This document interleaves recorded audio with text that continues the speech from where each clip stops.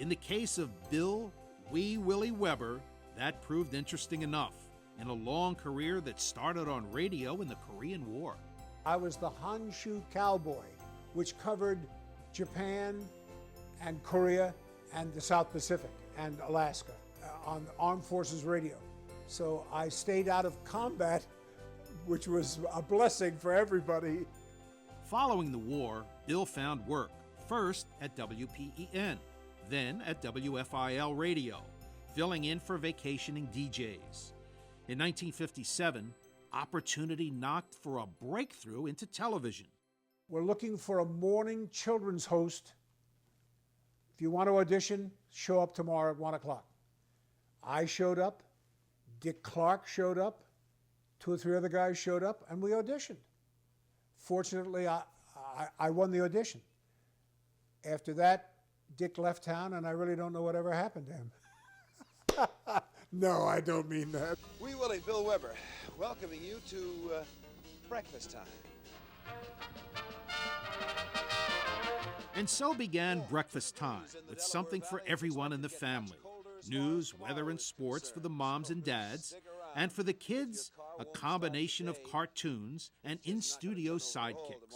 This is Wee Willie Webber welcoming you to our Thursday edition of Breakfast Time. Got a whole slew of wonderful, wonderful things lined up for you. First of all, how about this Harvey Toon cartoon?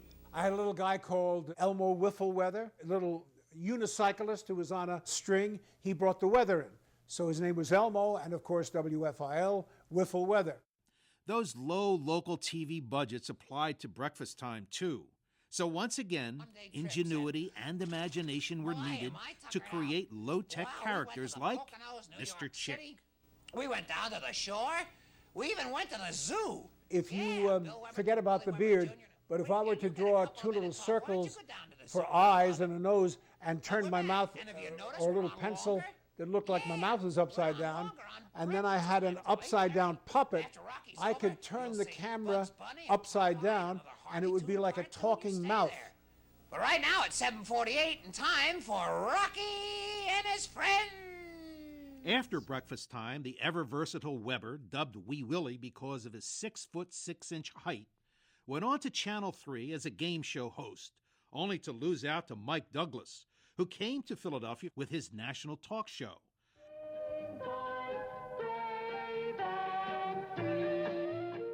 But as he always did, Wee Willie just kept rolling along, this time helping launch UHF television in Philadelphia with Wee Willie Webber's colorful cartoon club. I was the first voice and the first face on Channel 17. This was 3 o'clock in the afternoon to about 7 at night. And we parenthesized all of the shows that we had. Tobar the Eighth Man, Astro Boy, Ultraman, Man from U.N.C.L.E., Marine Boy, Voyage to the Bottom of the Sea. We did all of those shows, and I would do little bits in the beginning, in the middle, at the end. I consider myself a fine horseman, and here I am coming out of the stall, of the stable, all set to mount the horse and everything.